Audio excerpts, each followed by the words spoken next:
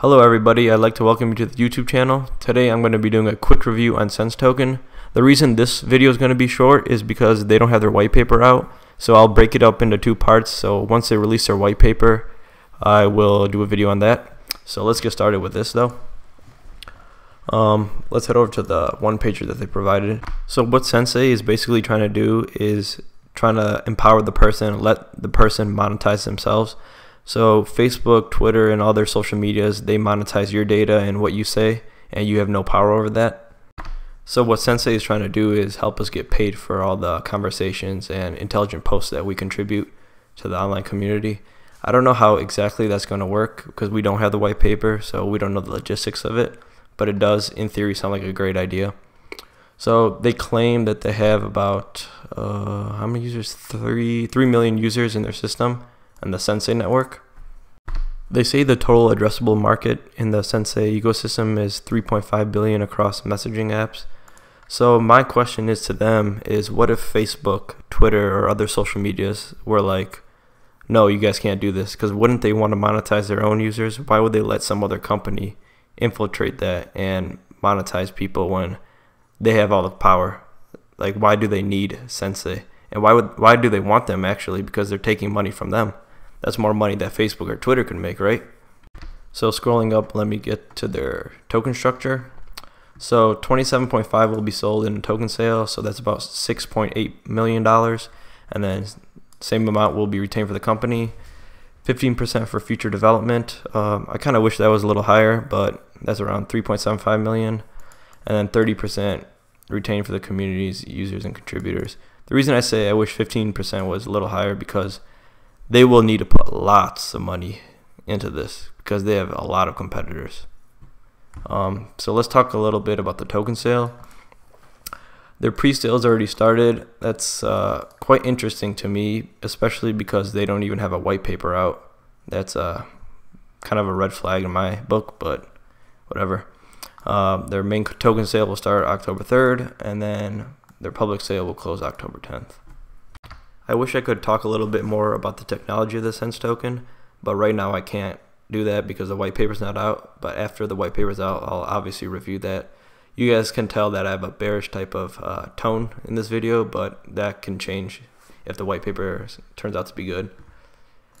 But for now, let's go on to the founders and investigate them a little. I'm not going to go onto the advisors, only the founders. The advisors don't matter too much. They do matter a little, but not as much as the founders, obviously. So let's go to Crystal Rose. So I reviewed her companies, and I'm really not that impressed. It just feels like she just starts up new companies and moves on to the next one, and then moves on to the next one. And she's opportunistic. There's no problem with that. The blockchain revolution has given the ability for entrepreneurs to share their ideas with the world and has provided them an easy way to raise capital. So I really hope Sense token will be able to capitalize on this. But from what I'm initially seeing, I don't think they'll be successful in the future, but obviously I don't have predictive powers. If I did, I wouldn't be sitting here right now. But I did review some of her past companies. I wasn't really too impressed with it. So I'm not going to review that. I'm going to head over to her Twitter now. You guys can look up her history in the past companies on your own. I know a lot of YouTubers do that, but there wasn't really interesting in regard to Sense token. So she joined September 2010, and what caught my attention was the 33.6K followers. When I scrolled through her posts, she doesn't get too many likes or retweets. Well, actually it does say 65.2, but I have a theory on that. So let's just scroll down, and then let's go to here. Let's say, for example, because I already pulled them up. So click retweets and then go to these people. Okay, so this guy, or bot, whatever you want to call it, retweets a lot of people. Same with this one. And then this one. This must be a coincidence though, right? And you can go to the other ones. Let's go. I mean, maybe some of them are real, but just pull those up. And I'm sure a lot of the likes are fake as well. See, I don't get it. If you guys are such a popular company and are supposedly going to raise millions of dollars and have an innovative technology breakthrough, I don't get what the point of doing stuff like this would be. So let's check this out. It's running a little slow. Okay, that account is temporarily restricted. I wonder why. Probably because it was the bot. Oh, same with this one. And that one too. Okay, so what I did is audit on our Twitter. So this particular audit company, I found 31K fake followers, and then on the other one, 58%, and 22% inactive, so that would be 80%. You can check various sources to do your Twitter audits, but the bottom line is they're fake followers. I also did an audit on Ariel Jalali's. He's also part of the team. As you can see right here, he's a co-founder.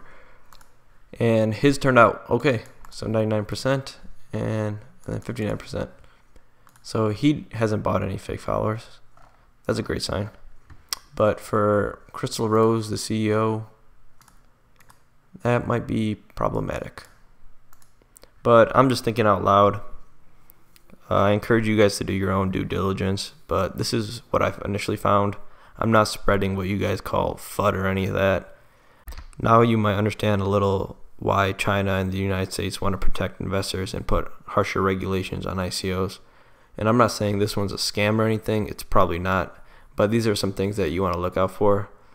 Maybe I'm overdoing the Twitter issue, but who knows. One thing I also was interested in is the Telegram group that they're running. It's not really that active, and it has 1,000 members. Who knows where those members are coming from? Maybe they're fake, let's say, but I'm not too sure. I've contacted a lot of the Telegram sellers. These are just websites that sell Telegram members, and they told me that they've been selling to a handful of ICOs. So that's something I urge you guys to keep an eye out for, because there are a lot of these ICOs that are trying to deceive people. In regard to Sense Token, I encourage you to do your own due diligence. These are just my opinions. I'm not trying to stir up the pot, but it's really important to do like in-depth research and not just take everything for face value. When you do like research on these ICOs, you have to get on your detective glasses, search through everything, because it is a unregulated market. So it's really hard to figure out which ones are, trying to cheat you and which ones will work in the end and whatnot. And this is basically what I have on Sense Token right now. Obviously, I'm going to release the part 2 once their white paper comes out, and we'll do a deeper dive into their fundamentals and whatnot. In the meantime, what you guys can do is read some of these news articles that they have posted. They are interesting reads. It explains a little bit more about the technology and their vision. With that, I will conclude this part of the video. If you would like to share some of your thoughts, just please post in the comment section. We can converse there and tell me what you guys find. And just a disclaimer, these are only my opinions and it is not financial advice. So stay tuned for the second part of the video. It should be fun. Thank you.